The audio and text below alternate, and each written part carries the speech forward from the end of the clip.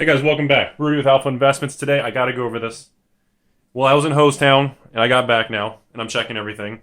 This was something that happened 4 or 5 days ago that I need to make a response on because, quite frankly, most people are being flippin' ridiculous about this type of topic. I don't know what the panic is. I don't know if it's pure speculation, but it's the Ice Age thing. It's the Mark Rosewater comment. It's the Twitter thing. And people are just... There's like a miniature run on Ice Age products. Like, I've sold more Ice Age in the last 5 days than I have sold in probably 2 years. And I didn't know why. So now that I'm back up and running, and I'm looking at it, I'm going, alright, WTF. So, why? Okay, Jesus, man. Really, people are speculating and buying the shit out of Ice Age right now. Why? Just because Mark Rosewater made a tweet regarding snow-covered lands. Dual snow-covered lands. People need to chill the hell out. I brought a new character to the show, the Greed Monster. The Greed Monster is new, a permanent character, because that's what's going on. People are just being disoriented. I don't know if it's because it's cold, it's the holidays, half you people are maybe snowed in or something. I'm down here. I'm not even wearing pants, and I had to remove everything because it's still like 80s in Florida. But the problem is, people are speculating on Ice Age because of a flippin' tweet. Even if there's truth to the tweet, even if there's truth behind it, it's like Wizards R&D is like 5 years in advance. So for them to actually release something that has truth to it is going to be 5 years from now. So I mean, okay, I get it. Snow-covered lands, they're old as shit, and besides what, Cold Snap and Ice Age type thing, there aren't really any snow-covered lands anywhere. So snow-covered lands. Go to MTG Goldfish if you want. Pause the video, hit Snow-Covered Mountain, and go to MTG Goldfish, pull a 5-year chart. And it's impressive. I'm not going to discount the fact to you guys that the chart for snow-covered lands is impressive. The chart is there, the numbers are there, it's straightforward. I can't really disagree with that. What I don't think a lot of people are understanding is why are snow-covered lands $3 a piece for a snow-covered... Are you serious? Why are people paying $3 for a snow-covered land? Do you guys realize how many snow-covered lands are in existence? I would love for someone to try to do a buyout on snow-covered lands. There are so many snow-covered lands out there, you could literally build a snow-covered house out of just snow-covered lands. And I'm just talking about the Ice Age ones, not even talking about the Cold Snap. And I know Cold Snap is like, it came and went like 10 years ago, and there's just not a lot of sealed product left. But I'm telling you guys, do not speculate. Now, if you want to buy Ice Age, and you want to open the packs, and you want to enjoy it, if you want to build a deck that revolves around maybe the snow-covered mechanic, and some of your cards actually have actual useful connections and synergy with it, that's fine. If you're trying to speculate, or to do a buyout or anything on snow-covered lands... it's so ridiculous. Hang on a second. Nope, still have 10,000 of them. That's how much nothing's changed. Really? Don't do it. People are doing it. I don't know why. If you want to buy Ice Age on eBay, if you want to buy it from me or other people, if you want to buy it to open it and have fun and nostalgia, cool. I've said this before. Do not invest in Ice Age. Do not speculate on this shit. Look. I've sold so many Ice Age individual packs and starters lately. That's why I've been showing some sealed boxes. But I don't think people are buying these individual starters and boosters because they want to play the game. No, they're buying these things because they've been having dinner all night with the flippin' Greed Monster. That's what people been doing. It's not an investment vehicle. These are not investment vehicles, okay? I'm not going to repeat that a third time, so 2 times good enough. The point is, you guys need to realize that there's a shit ton of snow-covered lands out there. And if you're using that as literally an excuse or denial or justification to move forward and build a position in Ice Age, to buy from me or anyone else, you're stupid. Do not buy from me for that reason. Do not buy from anyone on eBay for that reason. It's not the reason. It's just so ass backwards. I just don't even understand the mentality of it. Because of a flippin' tweet. Seriously? Jeez. Somebody makes a comment like, hey, Bob, what do you guys think if we did legendary dual lands? Really? It's so goofy, I don't even get it. Well, actually, I think I mean, no, it's stupid, man. They're not going to do a functional reprint. And I believe Mark Rosewater even replied saying, if you took Tundra and made a dual land and put the word snow in front of it and had the same authentic dual land mechanic with no drawback, it's a functional reprint of a reserved list card. And they're not going to do it. And they're not going to do it. And why people are behaving, it's like, yeah, we believe you're not going to do it. And they're literally turning around and they're like, Bill, get on the phone, buy the shit. Get out of here. Get out of here. Where's Gordon Gekko? That's what people are doing. It doesn't make any sense. It's ridiculous. Like, it's not a speculative vehicle, okay?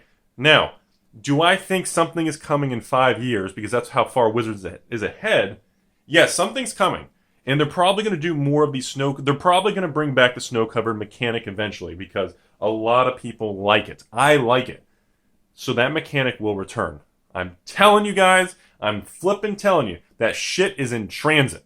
Now, I don't know which vehicle it's coming from, because it could be on a host town vehicle, which is going 5 miles an hour through a desert. I don't know, but the shit is going to come back. There will be snow covered, it will be a mechanic, but again, just the fact there's a tweet about it is retarded. Poor word choice, it's stupid, it's ignorant, it's not appropriate to make financial decisions on something like that. And I know other people are going to comment, Rudy, Ice Age expected value has moved up some. There's a lot of cards in Ice Age. I mean, ever since the Oath of the Gatewatch had the waste and colorless mana being a real thing now, then a lot of those dual lands, the brush lands and the Adarkar Waste, I think it is, and a lot of those cards have actually moved up in value from $1 or $2 to like 10. So, and again, there's not a lot of mint pack fresh of those cards out there, side note, because again, back then people didn't really use sleeves. Nobody gave a shit. That was still the 90s era where kids like me shoved them in our backpacks and hid them from teachers. So, caution on the Ice Age. Caution buying $3 snow-covered lands, people. Come on. That's $3 for snow-covered land. If you want to make a deck with snow-covered lands and you want to buy 4 or 10 of each or whatever, I mean, you're going to be spending hundreds of dollars on snow-covered mountains. And that's just silly. Because there's a lot of them out there. Almost anyone with massive collections that have bought over the years is going to have piles somewhere in their land bin of snow-covered stuff if they've been in the industry. I have at least probably 1,000 snow-covered random lands in my bulk area of just the land area that I've had for ages because there was nobody gave a shit. So that's all I have to say with that. So just make sure you're buying it for the right purpose. No, there's not going to be legendary snow-covered tundras. You know, legendary snow-covered underground seas. You know, they're not going to slap the power level through the roof and make a functional reprint of reserved list card. Do I think if they did, what do I think the effect would be? I don't know. I think that would actually be kind of interesting.